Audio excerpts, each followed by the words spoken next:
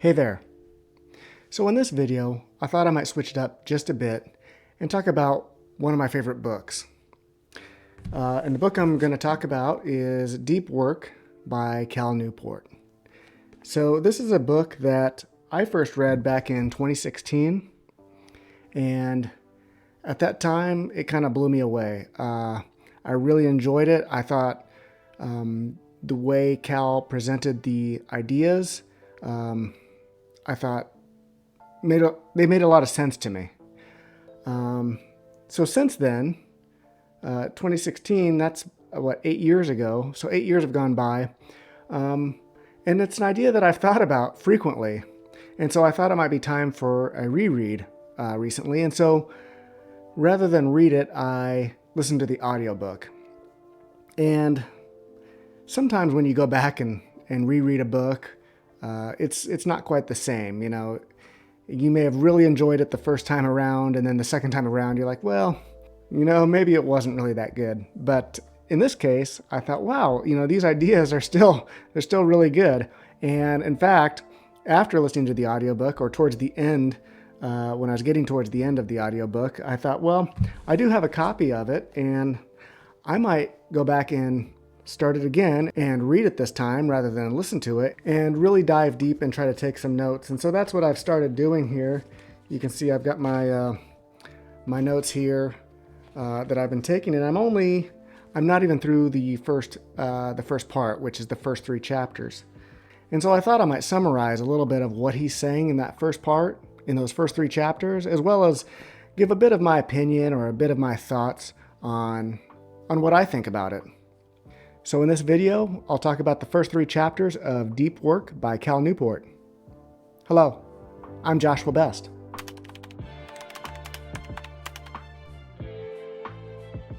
All right, so in the first chapter, and let me start off by just giving you the chapter names here. So the first part, part 1 of the book, is called The Idea. And it's all about what deep work is and maybe why it's useful or why it's meaningful. So it's about the idea of deep work. And so the chapters here are: chapter 1 is deep work is valuable. Chapter 2, deep work is rare. And chapter 3, deep work is meaningful. So those chapter names are pretty self-explanatory. It's going to dive into why deep work is meaningful, why it's rare, and why it's valuable. So to start with, Cal mentions his deep work hypothesis, and I have it here in my notes. He states, "The ability to perform deep work is becoming increasingly rare at exactly the same time it is becoming increasingly valuable in our economy." And he goes on to suggest that those who are able to cultivate the ability to engage in deep work will thrive, while those who do not will fall behind. So in that hypothesis, he's stating that 2 things are going on, right? So on one hand, deep work is becoming increasingly valuable, meaning if you're able to do deep work, you're valuable in the marketplace, and you're becoming increasingly valuable as time goes on. And on the other hand, deep work, or the people who are able to do deep work, are becoming increasingly rare. So that number of people who can do that is becoming fewer and fewer. So I think there's a number of reasons for that. You know, I first read this back in 2016, and I think that's when it was published, was 2016. You know, and even in the last 8 years, things have changed, right? So I think a lot of our youth and even adults struggle with phone use. You know, TikTok and YouTube Shorts are becoming the norm. And A, it's hard to not fall into that trap of scrolling through Instagram, at least it is for me. And B, I think every second that we're scrolling, or every minute that we're scrolling through Instagram, I think our brain becomes a little more or a little less able to concentrate or focus. And so that's why it's becoming more rare. And I think the reason why it's becoming increasingly valuable is because it's becoming rare. All right, so we haven't defined what deep work is yet, though. So what is deep work? What does Cal say that deep work is? So Cal Newport defines deep work as professional activities performed in a state of distraction-free concentration that push your cognitive capabilities to their limit. So what I get out of that is it's the ability to focus on hard problems, hard tasks for a long period of time, or at least a good period of time, without reaching for your device, without pulling up YouTube. And I think later on in the book, Cal mentions that a lot of our distractions in today's world are our devices and the internet. The internet in general is a distraction for the most part, or at least that's mostly what we use it for. Now, I think there's a lot of good reasons to have the internet, and I recently was having a conversation with my wife, who is a school teacher, and we were talking about students having laptops, and is that a good thing or a bad thing? Because it's easy to get distracted, and maybe students would do better if they had to write out on a piece of paper, their homework. And I think a lot of that's true, but I also do think it's a good thing that the students do have that laptop or that device in order to access the internet, because not only is the internet the world of distraction, but it's also the world of knowledge. So not having the ability to search the internet or pull up a YouTube video on how to do something would be a large detriment, I think, to students. But the same is true for most of us too, right? We need our devices. I need my device. It provides a lot of benefits to me. I need my laptop to do my work. But oh, by the way, it also provides a lot of distraction. So how do we balance that? All right, going back to the book. Cal talks about how deep work differs from shallow work. And he also mentions another book called The Shallows by Nicholas Carr, which I happen to have on my shelf over here. So this is The Shallows by Nicholas Carr, and it says, "What the internet is doing to our brains." Now, this was also a very good book, and I think I read this before I read Deep Work, actually. And I can remember really enjoying this one as well, and probably it deserves a reread. So, The Shallows by Nicholas Carr. So what is shallow work? Cal defines it as non-cognitively demanding, logistical-style tasks, often performed while distracted. So basically, he's talking about things we do in our work that are easy. Checking email, quickly responding to email without too much thought, or quickly firing off emails to other people to get things off your plate and onto theirs. And in today's world, instant messaging, right? So you're getting pinged on Teams, you're getting pinged on Google Chat, and you got to respond. And that takes time, and it takes a lot of time away from doing other things, and all that is considered shallow work. And why do we do shallow work, right? Why do we respond to emails as soon as possible, or respond to our instant messages? Well, because it is easy. It maybe helps us feel productive even though it's not really productive. It's just an easy thing to do rather than focus on something hard. And then B, it's somewhat expected in today's world, right? It's expected that we're responding to our team's messages. And it's expected that we're responding to emails reasonably quickly. And so some of it is cultural. All right, so to conclude chapter 1, I want to end with a quote here. Cal says, "To succeed, you have to produce the absolute best stuff you're capable of producing. A task that requires depth." All right, so let's move on to chapter 2. And chapter 2 is titled, "Deep Work is Rare." And much of what was in this chapter I've already alluded to in this video, but he talks about the principle of least resistance, where he says, in a business setting, we will tend towards behaviors that are easiest in the moment. So, like what we were just talking about, responding to emails, responding to pings. That's the easiest thing to do in the moment, and we often feel productive. He talks about busyness as a proxy for productivity, which he mentions, in the absence of clear indicators of what it means to be productive and valuable in their jobs, many knowledge workers tend to do lots of stuff in a highly visible manner. So what does that mean? It means responding to emails, responding to pings, right? That's highly visible. If I reply all to an email with a quick response, it's highly visible that I'm responding right away.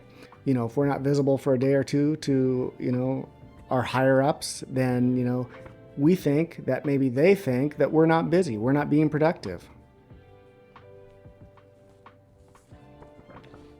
So we really have two things going against us, right? Our own personal distractions, and then also what we feel or what we perceive that our organization values. We might think that they value that quick response more than us taking the time and the extended time, the undistracted time, to really focus on the hard tasks that are more important to our jobs. All right, so let's move on to chapter 3, which is titled Deep Work is Meaningful. And I'm going to start with a couple quotes or a couple excerpts.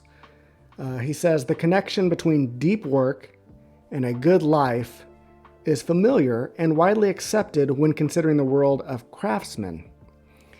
And in deep work, he talks about somebody who works in the rural Wisconsin area, and they work out of a barn, and their job is to make Viking swords.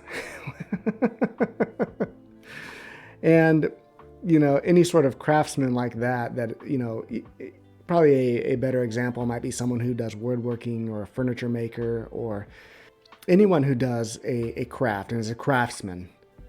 It seems to be easier for them to get into a state of flow and deep work because they're kind of physically engaged with their task, and also it's a clearly defined task. Like if you're making swords, the task there is to have a sword at the end. He goes on to say that it can be hard to define exactly what a given knowledge worker does. And then I just wrote down a couple notes here. It's ambiguous and it lacks clarity. And that's true for a lot of our jobs where we're knowledge workers. It's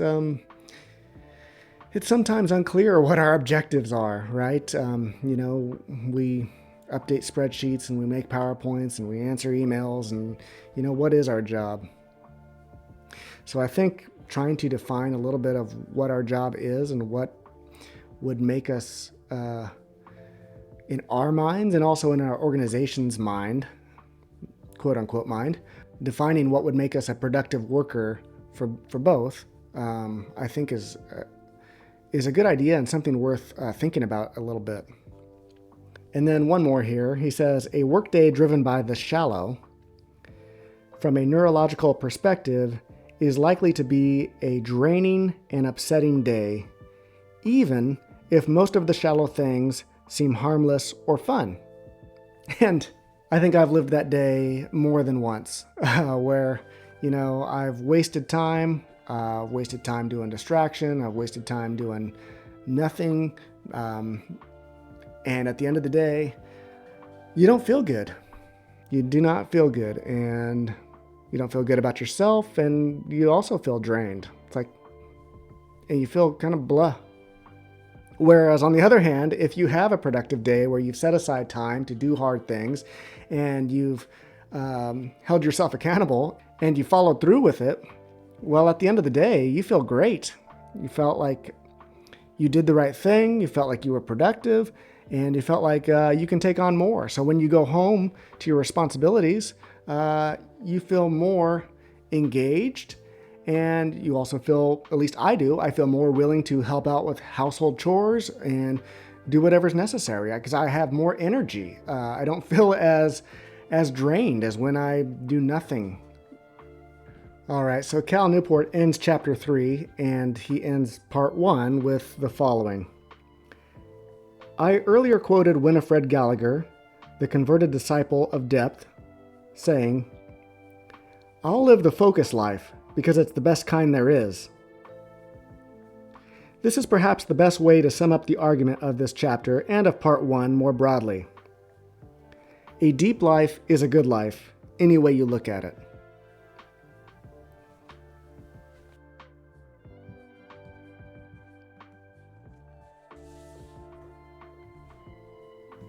So I think I agree with that, and I agree with his argument that deep work is rare, and it's also valuable.